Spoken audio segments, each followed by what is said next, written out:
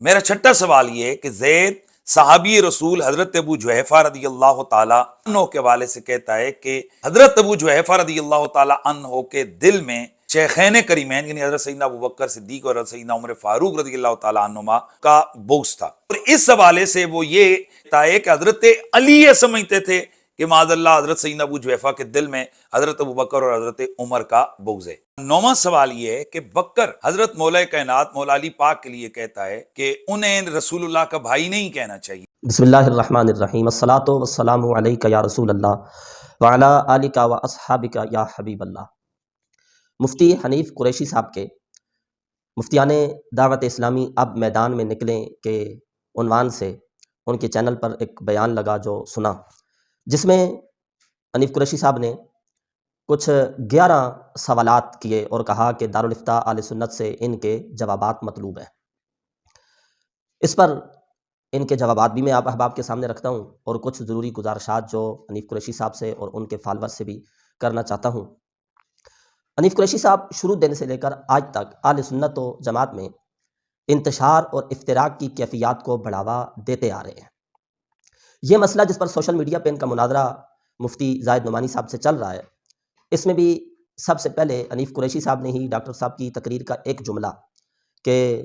وہ خطا والا لے کر حنیف قریشی صاحب نے اس پر اتنا واویلا کیا، اتنا ڈنڈورا پیٹا، حالانکہ یہ بحث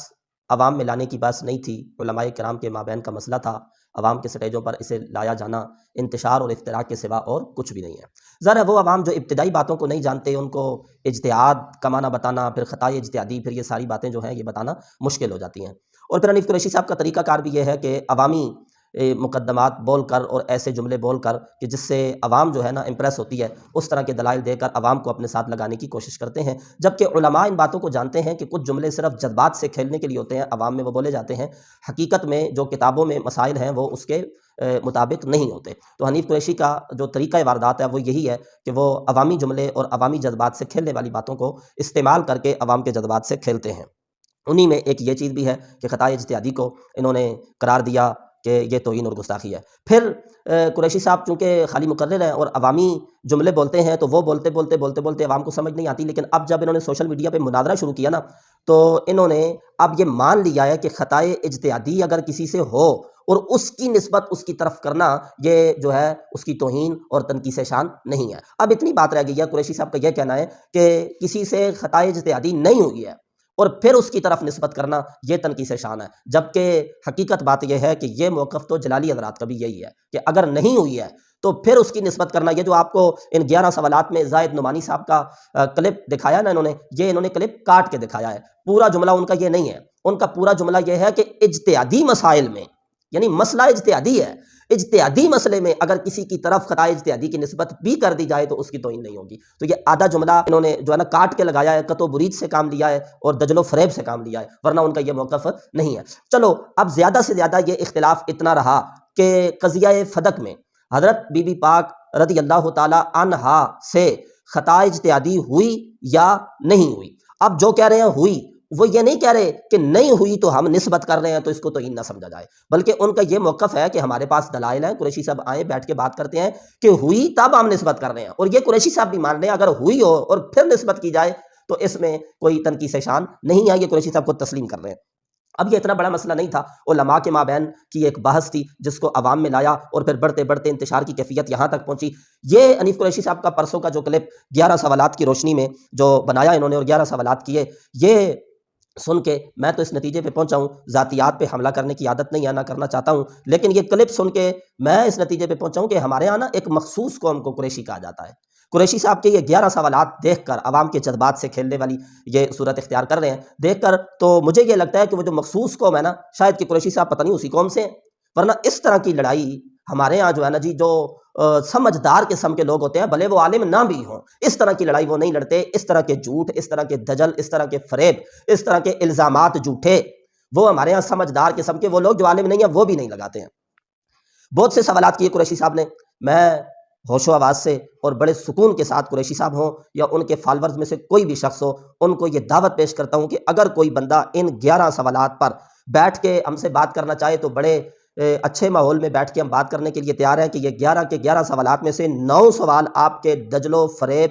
مکر جھوٹ اور الزام پر مبنی ہے، اس کے سوا اور کچھ بھی نہیں ہے، صرف لفظوں کے چکر ہیں اور کوئی بھی بات نہیں ہے۔ ان میں سے جو 2 سوال ہیں ان کے قریشی صاحب کے، وہ ایک سوال نمبر 6 ہے اس میں، اور ایک سوال نمبر 10 ہے، جس میں قریشی صاحب کی جو بات ہے کہ یہ جو لفظ استعمال کیے گئے حضرات صحابہ کرام کے لیے وہ ان کی توہین ہے یا نہیں ہے، یہ سوال سمجھ آنے والا ہے۔ لیکن اس سوال کا، ان دونوں سوال جو سمجھ آنے والے ہیں ان کا جواب، چونکہ یہ اس قابل ہیں کہ ان کا جواب دیا جائے، تو ان کا جواب میں آپ احباب کے سامنے رکھتا ہوں۔ باقی 9 سوال نہیں، یہ دجل ہے، یہ فریب ہے، یہ جھوٹ ہے۔ ایک ان میں سے ایک کی مثال آپ کے سامنے رکھتا ہوں۔ سوال نمبر 3 ہے، قریشی صاحب نے سوال نمبر 3 یہ کیا کہ زید، نبی علیہ الصلوۃ والسلام کے لیے زید نے کہا ان سے نامناسب الفاظ صادر ہوئے،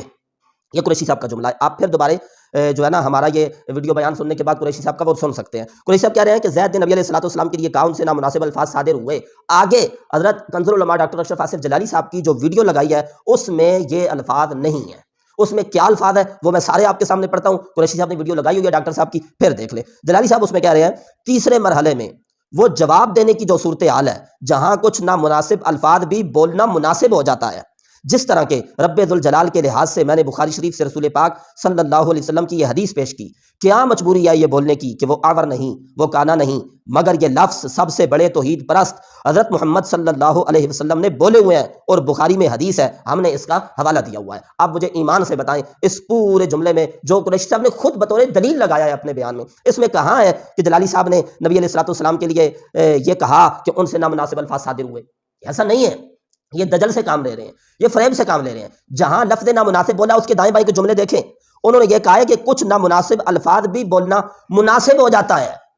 یعنی ان کے کہنے کا مقصد یہ تھا کہ عام حالات میں وہ لفظ بولنا میرے لیے، جلالی صاحب کی اس پر وضاحت بھی پھر موجود ہے، میرے لیے آپ کے لیے وہ لفظ بولنا مناسب نہیں ہے، لیکن جواب دینے کی صورتحال میں وہ نامناسب لفظ مناسب ہو جاتا ہے۔ یعنی وہ یہ کہہ رہے ہیں کہ ہم بولیں تو نامناسب ہے، لیکن جب نبی علیہ الصلوۃ والسلام نے جواب دینے کے لیے بولا تو ہزارہا حکمتوں کے پیش نظر یہ مناسب لفظ ہے، نامناسب اس کو نہیں کہا۔ اس کی مثال آپ یوں سمجھیے نا، دیکھیں میں کہتا ہوں ایک بار وضو کرنا، یعنی اعضاء وضو کو ایک بار دھونا، یہ سنت کے خلاف ہے، یا میں کہتا ہوں ایک بار اعضاء وضو کو دھونا یہ خلاف اولا ہے، یہ مکروہ ہے۔ اور ادھر میں بخاری شریف سے حدیث پیش کرتا ہوں کہ جناب نبی پاک علیہ الصلوۃ والسلام نے ایک بار اعضاء وضو کو دھویا ہے۔ اب کوئی میرے یہ دونوں کلپ جوڑ کے یہ کہے کہ یہ دیکھیں جی یہ شخص کہہ رہا ہے کہ ایک بار دھونا مکروہ ہے، اور ادھر یہ کہہ رہا ہے کہ نبی پاک صلی اللہ علیہ وسلم نے ایک بار اعضاء وضو کو دھویا ہے، تو کیا نبی پاک علیہ الصلوۃ والسلام نے مکروہ؟ او بھائی میں دھوؤں گا تو مکروہ ہے، آپ دھوئیں گے ایک بار تو وہ مکروہ ہے، لیکن جب نبی پاک صلی اللہ علیہ وسلم نے اعضاء وضو کو ایک بار دھویا تو وہ تعلیم امت کے لیے تھا، اور تعلیم امت نبی پاک صلی اللہ علیہ وسلم کے لیے واجب ہے۔ ہمارے لیے یہ کام مکروہ ہے، حضور صلی اللہ علیہ وسلم کے لیے واجب ہے۔ جب نبی پاک صلی اللہ علیہ وسلم نے ایک بار دھویا تو آپ نے مکروہ کام نہیں کیا، آپ نے واجب کو ادا کیا ہے۔ تو یہ بات سمجھنے کی ضرورت ہے۔ وہ کہہ رہے ہیں وہ لفظ عام حالات میں ہم بولیں تو نامناسب ہے، لیکن جواب دینے کے اعتبار سے جب نبی پاک صلی اللہ علیہ وسلم نے بولا تو مناسب ہے۔ یہ مناسب کا لفظ بھی جملے میں موجود ہے، لیکن قریشی صاحب نے دجل کیا ہے، فریب کیا ہے، الزام لگایا ہے، مکر کیا ہے، آپ کو یہ نہیں بتایا کہ مناسب کا لفظ بھی موجود ہے۔ پورا جملہ یہ ہے جہاں کچھ نامناسب الفاظ بولنا بھی مناسب ہو جاتا ہے، یہ نہیں کہا، اور لفظ نہ بدل کے یوں کہہ دیا کہ زید نبی علیہ السلام کے لیے کہتا ہے ان سے نامناسب الفاظ صادر ہوئے۔ یہ وہی بات ہے جو ہم مرزا سے کہتے رہے، انجینئر سے، کہ یہ کہتا ہے یہود نے کہا نبی علیہ الصلوۃ والسلام کے لیے یہ کل کا چھوکرا، ہم اس سے کہتے رہے کہاں کہا ہے، وہ دلیل نہیں دے سکا۔ یہاں بھی ڈاکٹر جلالی صاحب نے یہ نہیں کہا ہے کہ نبی علیہ الصلوۃ والسلام سے نامناسب الفاظ صادر ہوئے، یہ الزام لگاتے ہوئے خود جھوٹ بول رہا ہے، لہذا یہ توہین حنیف قریشی صاحب کی طرف ہی ہوگی، انہی کی طرف سے سمجھی جائے گی، کیونکہ ڈاکٹر جلالی صاحب کے کسی بیان میں یہ الفاظ نہیں ہے۔ اور جب اس نے یہ الزام لگایا اور ان کی طرف سے جواب بھی اس کا آ چکا، میں نے بھی آپ کے سامنے رکھ دیا، تو اسی طرح کے دجل و فریب سے اس شخص نے اپنے سوالات میں جو ہے وہ کام لیا ہے۔ اسی طرح سے حضرت ابراہیم علیہ الصلوۃ والسلام کے بارے میں بھی اس نے کہا کہ ایک شخص ایک کلمے کو کفر مانتا ہے اور پھر کہتا ہے کہ ابراہیم علیہ السلام نے یہ کلمہ کہا ہے۔ اچھا میں آپ سے سوال کرتا ہوں قریشی صاحب کے فالوور سے اور قریشی صاحب سے، چلو ایک منٹ کے لیے مان لیا یہ جلالی صاحب نے غلط کہا، مجھے بتائیں ایک بندہ ستارے کو دیکھ کے کہتا ہے ہاذا ربی، یہ میرا رب ہے، یہ کلمہ کفر نہیں ہے؟ دسو نا یار، بات کرو نا۔ وہ جی وہ کہتا ہے کلمہ کفر ہے تو پھر کہتا ہے ابراہیم علیہ السلام نے کہا، آپ کہیں نا، آپ کہیں آج ایک بندہ کہتا ہے یہ میرا رب ہے، کلمہ کفر نہیں ہے یہ؟ اچھا پھر آگے آپ بتائیں کہ کیا یہ ابراہیم علیہ السلام نے نہیں کہا ہے؟ وہ یہی تو بات سمجھا رہے تھے، کچھ چیزیں جو میرے اور آپ کے لیے جو ہے نا وہ مناسب نہیں ہوتی، لیکن جواب دینے کی صورتحال میں وہ مناسب ہو جاتی ہیں، وہاں ان کے لیے یہ نہیں کہا جا رہا کہ انہوں نے کلمہ کفر بولا ہے۔ دیکھیں نا، میں کہتا ہوں قتل حرام ہے، اگر اس کو کوئی حلال سمجھے تو کافر ہے، اور بغیر حلال سمجھے اس کا کوئی ارتکاب کرے یعنی قتل کرے تو ظاہر ہے وہ مرتکب کبیرہ ہے اور وہ سخت قسم کا مجرم ہے۔ لیکن حضرت خضر علیہ السلام کے بارے میں قرآن مجید میں موجود ہے۔ اب یہ جملے سن کے تو یہ کہیں گے کہ میں نے حضرت خضر علیہ السلام کو گناہ گار کہہ دیا۔ بات سمجھائی جا رہی ہے، میرے آپ کے لیے اس کا اور حکم ہے، اور خاص مقامات پہ جواب دینے کے اعتبار سے ان چیزوں کا حکم اور ہوتا ہے۔ آپ ایک بندہ یہ سمجھا رہا ہے کہ ان کو دیکھ کے آپ نے گستاخی نہیں کرنی، آپ نے اسی کی بات کو گستاخی بنا دیا جو گستاخی سے منع کر رہا ہے۔ آپ پورے بیان لگائیں۔ پھر شروع میں ویڈیو کے شروع میں ہی یہ کہا کہ حسان صاحب نے نا میری ایک کٹی ہوئی ویڈیو پر فتویٰ دیا۔ آپ یہ جو سوال کر رہے ہیں اس میں 1.5 گھنٹے کی ساری ویڈیو لگا رہے ہیں، آپ بھی تو کٹی ہوئی ویڈیو لگا رہے ہیں نا۔ دیکھیں نا، حضرت امیر علیہ سنت کا کلپ لگایا، ڈاکٹر اشرف حسن جلالی صاحب کا کلپ لگایا، وزائد نعمانی صاحب کا کلپ لگایا، نفروشی صاحب نے 1.5 گھنٹے کا خطاب لگایا، سارا کٹے ہوئے کلپ لگائے نا۔ آپ کٹے ہوئے کلپ لگا سکتے ہیں تو انہوں نے اگر جواب آپ یہی دیں گے نا ہم نے پورا جملہ لگایا ہے، تو ادھر جو فتویٰ دیا گیا وہ بھی آپ کے پورے جملے پہ دیا گیا، اور آپ وہ جملہ کہہ کر آپ نے رجوع بھی نہیں کیا، توبہ بھی نہیں کی، آپ نے اڑنگا کیا ہے۔ میں نے اڑنگا دیا ہے، میں نے جناب وہ دانا ڈالا ہے، یہ دانا آپ نے کیا، اڑنگا آپ نے کیا، تب فتویٰ آیا ہے۔ آپ توبہ کر لیتے، آپ رجوع کر لیتے، دعوت اسلامی کا پہلے کبھی فتویٰ نہیں آیا اس طرح کا۔ رجوع کریں، توبہ کریں۔ سوال نمبر 6 جو سمجھ آنے والا ہے اس کی طرف چلتے ہیں۔ اس میں حنیف قریشی صاحب نے یہ سوال کیا کہ زید صحابی رسول حضرت ابو جحیفہ رضی اللہ تعالیٰ عنہ کے حوالے سے کہتا ہے کہ حضرت ابو جحیفہ کے دل میں شیخین کریمین یعنی حضرت ابوبکر صدیق، حضرت عمر رضی اللہ تعالیٰ عنہما کا بغض تھا، اور اس کی نسبت حضرت علی کی طرف بھی کرتا ہے کہ حضرت علی نے یہ جو ہے نا جی سمجھا کہ ان کے دل میں بغض ہے۔ بغضی بتانا توہین ہے یا نہیں، اور اس کی نسبت پھر حضرت علی کی طرف کرنا کہ حضرت علی نے یہ سمجھا کہ اس کے دل میں بغض ہے اور یہ قرار دیا اس کے دل، تو یہ توہین ہے یا نہیں ہے؟ میرا چھٹا سوال یہ ہے کہ زید صحابی رسول حضرت ابو جحیفہ رضی اللہ تعالیٰ عنہ کے والے سے کہتا ہے کہ حضرت ابو جحیفہ رضی اللہ تعالیٰ عنہ کے دل میں شیخین کریمین یعنی حضرت سیدنا ابوبکر صدیق اور حضرت سیدنا عمر فاروق رضی اللہ تعالیٰ عنہما کا بغض تھا، اور اس حوالے سے وہ یہ کہتا ہے کہ حضرت علی یہ سمجھتے تھے کہ معاذ اللہ حضرت سیدنا ابو جحیفہ کے دل میں حضرت ابوبکر اور حضرت عمر کا بغض ہے۔ جی توہین ہے، جی پھر توہین ہے، میں کہہ رہا ہوں توہین ہے۔ پھر زید کو تو، اور زید کو تب کہے نا، زید اڑنگے کرے، آگے سے زید آگے سے آئیں بائیں شائیں کرے۔ زید کہتا ہے غلطی ہو گئی ہے، تب تو واستغفر تو، اور یہ آپ کو بھی پتا ہے۔ زید کہہ رہا ہے ڈاکٹر اشرف آصف جلالی صاحب سے ایک خطاب کے دوران یہ جملے سرداد ہوئے، یہ ہم ساتھ 3 صفحات پر مشتمل اس کی وضاحت و توبہ، خالی وضاحت نہیں، توبہ استغفار قبلہ ڈاکٹر اشرف آصف جلالی صاحب کی طرف سے یہ ساتھ لگا رہے ہیں، جس میں آخری جو سطر ہے وہ میں آپ احباب کے سامنے پڑھ دیتا ہوں۔ ڈاکٹر صاحب اس کے آخر میں لکھتے ہیں چونکہ توبہ و استغفار ایک مومن کی شان ہے، اور میری یہ غلطی ہے کہ مجھے بوقت گفتگو حضرت ابو جحیفہ رضی اللہ تعالیٰ عنہ کے صحابی ہونے کا علم نہیں تھا، تو اپنی طرف سے غلطی کو منسوب کیا، اور آپ کے بارے میں ایسی گفتگو ہوئی جو آپ رضی اللہ تعالیٰ عنہ کے صحابی ہونے کے ہرگز شایان شان نہیں تھی، لیکن جو ہی بندہ کو آپ رضی اللہ تعالیٰ عنہ کے صحابی ہونے کا پتہ چلا تو بندہ نے فوراً کہا تبتو واستغفرتو، اور آج بھی اسی تبتو واستغفرتو کا اعادہ کر رہا ہوں۔ نیز جیسے دیگر صحابہ رضی اللہ تعالیٰ عنہم کا تذکرہ بے حد عزت و احترام سے کیا جاتا ہے، ایسے ہی مستقبل میں حضرت ابو جحیفہ رضی اللہ تعالیٰ عنہ کا تذکرہ بھی انشاءاللہ تعالیٰ نہایت ادب و احترام سے کیا جائے گا۔ یہ قریشی صاحب کے علم میں ہے، رجوع آ گئی، توبہ آ گئی ہے، استغفار آ گئی ہے، غلطی کو تسلیم کر لیا ہے، تو بات ختم کرو نا۔ میں بتاؤں آپ کے وہ جملے جس پر پھر آپ کہیں گے نہیں جی نہیں وہ توبہ آ گئی ہے، تو توبہ آ گئی ہے نا، استغفار آ گئی ہے نا، آپ کی تو توبہ بھی اس طرح کی نہیں ہوتی، یہاں واضح لفظ ہے غلطی ہوئی ہے تبتو واستغفرتو، تو بات کو ختم کریں جو حقیقت ہے، ایسے عوام کو دجل نہ دیں، ایسے عوام کے سامنے فریب نہ کریں۔ زید نے ایسا کہہ دیا ہے، آپ نے جو کچھ کہا آپ نے توبہ ابھی تک نہیں کی ہے، آپ شیطان کی طرح ڈٹے ہوئے ہیں، اور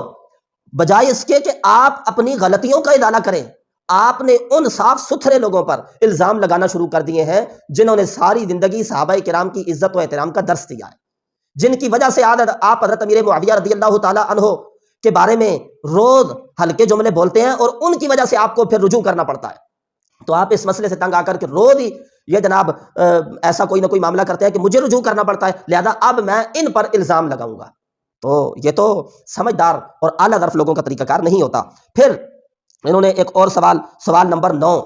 جس کا بھی میں جو ہے نا جی آپ کے سامنے رکھتا ہوں۔ بکر مولا علی رضی اللہ تعالیٰ عنہ کے لیے کہتا ہے انہیں رسول پاک صلی اللہ علیہ وسلم کا بھائی نہیں کہنا چاہیے، تو بکر کے بارے میں کیا حکم ہے؟ تو میں دارالفتاء اہل سنت سے، تو 9واں سوال یہ ہے کہ بکر حضرت مولا کائنات مولا علی پاک کے لیے کہتا ہے کہ انہیں رسول اللہ کا بھائی نہیں کہنا چاہیے۔ یہ درست نہیں ہے جی، میں کہہ رہا ہوں دارالفتاء اہل سنت سے آپ کیا سوال کرتے ہیں؟ ویسے بھی دارالفتاء اہل سنت آپ کے ویلے سوالوں کے جواب دینے کے لیے نہیں ہے، نہیں کہنا چاہیے۔ اچھا تو پھر بکر کے بارے میں کیا ہوگا؟ او بکر نے رجوع کر لی ہے، بکر نے توبہ کر لی ہے، یہ کلپ موجود ہے۔ فرمان مصطفیٰ صلی اللہ تعالی علیہ وآلہ وسلم، یا علی انت اخی فی الدنیا والآخرہ، اے علی آپ دنیا و آخرت میں میرے بھائی ہیں۔ مجھے ایک ازالہ کرنا ہے کہ میری توجہ اس غلطی کی طرف دلائی گئی کہ میں نے ایک مدنی مذاکرے میں یہ حدیث پاک بیان کر کے کہا تھا کہ یہ ہمارے پیارے آقا صلی اللہ تعالی علیہ وآلہ وسلم کی بے حد شفقت ہے حضرت مولا علی پر کہ انہیں اپنا بھائی کہا، لیکن ہم نہیں کہہ سکتے کہ علی اور نبی جو ہیں یہ دونوں بھائی بھائی ہیں۔ تو یہاں مجھ سے یہ بہرحال غلطی ضرور ہوئی ہے اور میں اس سے رجوع کرتا ہوں۔ اللہ کریم میری توبہ قبول فرمائے۔ جس میں حضرت قبلہ امیر اہل سنت نے یہ وضاحت کی اور توبہ کی، کہا کہ میں نے اپنے ایک سابق بیان میں یہ کہہ دیا تھا کہ نبی پاک علیہ الصلوۃ والسلام نے حضرت علی کو اپنا بھائی کہا، یہ رسول اکرم صلی اللہ علیہ وسلم کی کمال شفقت ہے، لیکن ہمیں نہیں کہنا چاہیے۔ تو یہ آپ انداز بھی دیکھ لینا، اس اعتبار سے وہ کہہ رہے تھے کہ حضور علیہ الصلوۃ والسلام نے کمال شفقت سے کہہ دیا، لیکن ہمیں نبی پاک علیہ الصلوۃ والسلام کا کسی کو بھائی نہیں کہنا چاہیے۔ لیکن میری توجہ اس بات کی طرف دلائی گئی کہ یہ مجھ سے غلطی ہوئی ہے اور میں اللہ تعالیٰ سے توبہ کرتا ہوں، اللہ میری توبہ قبول فرمائے۔ اور تسی بھی جان چھوڑ دو، پھر وہ تسلیم کر لیں نا، اور اس کے بعد وہ توبہ کر رہے ہیں اور عوام کے سامنے ٹی وی چینل پہ بیٹھ کے وہ کہہ رہے ہیں کہ میں توبہ کرتا ہوں، اللہ تعالیٰ میری توبہ کو قبول فرمائے۔ دجل ویسے کر رہے ہو، فریب ویسے کر رہے ہو۔ یہ اچھا اتنی بات ہے کہ وہ سوالات جن کا رجوع بار بار ہو چکا، قریشی صاحب کو اگر ملے بھی تو وہی 2-3 سوالات ملے جن کا رجوع ہو چکا، اس سے پتہ یہ چلا مخالفین کے نزدیک بھی امیر اہل سنت کا کوئی ایسا جملہ نہیں ہے جس میں کسی کی بھی توہین ہوتی ہو، کسی صحابی کی یا کسی اللہ کے ولی کی یا شاعران اسلام میں سے کسی کی بھی کوئی توہین ہوتی ہو، کوئی بھی ایسی بات ہوتی ہو، اگر ہوتی قریشی صاحب کے پاس تو یہ رجوع شدہ کلمات جن سے وہ توبہ کر چکے ہیں وہ لگا رہے ہیں، تو کوئی نہ کوئی ایسا اگر ان کو جملہ ملتا تو قریشی صاحب نے چھوڑنا تھا جو جھوٹا الزام لگا رہا ہے اس کو اگر ایسی بات مل جائے تو۔